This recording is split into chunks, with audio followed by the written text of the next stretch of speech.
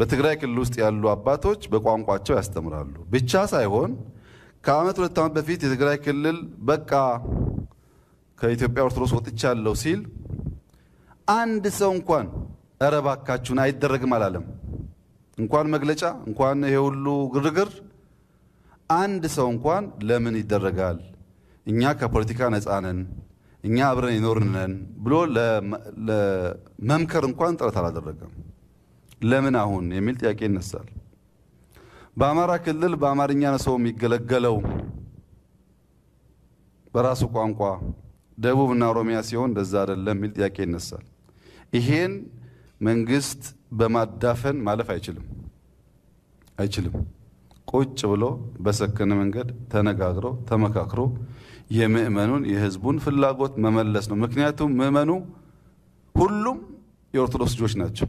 ሰሜንም ይሁን ምዕራብም ይሁን ምስራቅም ይሁን ቋንቋ የትኛውን ቋንቋ ይናገር በዛች ቤተክርስቲያን ጥላ ስር እስካለ እምነቷን ዶግማዋን ስርዓቷን ከተቀበለ በቃ እናት ናት ልጆች ናቸው። ልጆች የሚያስፈልጋቸውን በህግ አግባብ መፍታት ያስፈልጋል። የመጨረሻ ምክሬ ግን ለሁሉም አባቶች እንደ አባ ማቲያስ ሆኖ ነው።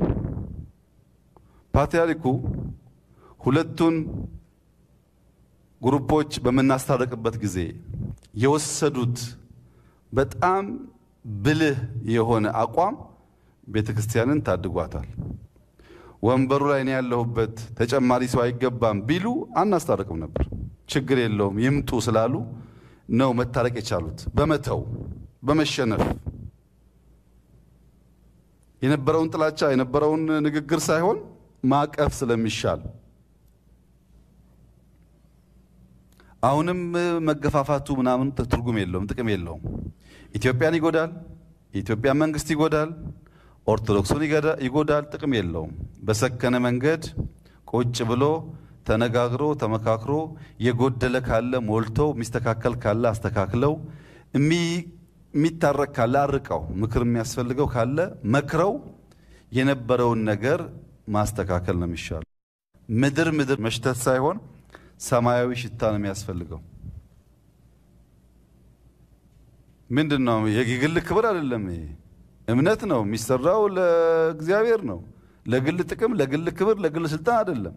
ምንም ፍጅት አያስፈልገውም፣ ዘር አያስፈልገውም፣ ፖለቲካ አያስፈልገውም።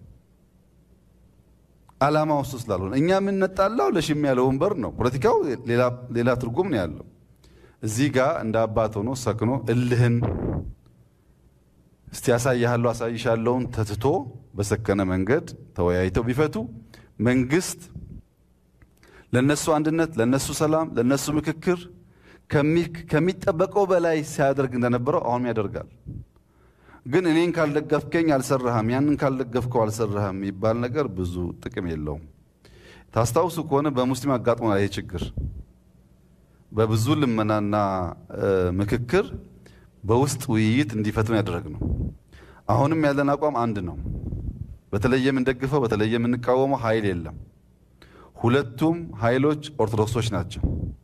ሁለቱም ጋር ጥያቄዎችና እውነቶች አሉ። አንዱ ጋር ብቻ አይደለም፣ ሁለቱም ጋር አለ። የህዝብን መብት የህዝብን በራስ ቋንቋ የመጠቀም ፍላጎት ሳያፍኑ መፍታት ይቻላል። ያንን ካደረጉ ለነሱም ለኛም እንደ ሀገር ጠቃሚ ነው። ከዛ ውጭ ያለው አማራጭ ብዙ የሚፈይድ አይደለም። ብዙ እጃቸው የሚያስገቡ ኃይሎች አሉ፣ ብዙ ናቸው።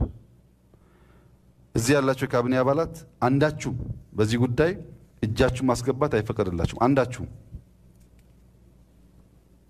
አንድ ሰው እጁ እንዳያስገባ በዚህ ጉዳይ እንደ ተቋም ከመንግስት ጋር ተጋግዘን አንድነታችንን እንጠብቃለን ካሉና መንግስት የሚያደርገው ነገር ካለ በጣም ዝግጁ ነን። በተናጠል ግን በዘር እየደወልክ በሰፈር እየደወልክ በመናምን እየደወልክ የሚደረግ ጫዋታ ኢትዮጵያን ስለማይጠቅም